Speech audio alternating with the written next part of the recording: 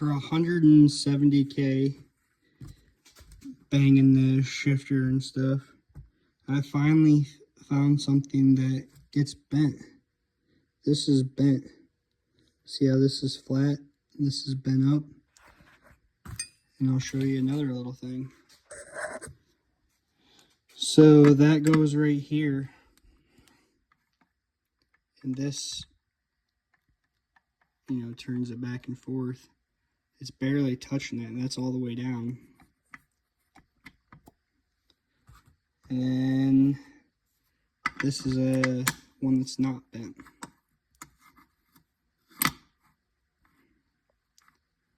See how far that's up in there?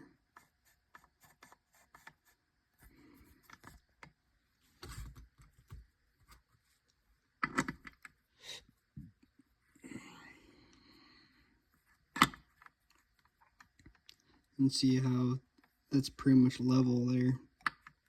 That's all the way down. So I did find another weak link to these transmissions. Banging gears bends this thing.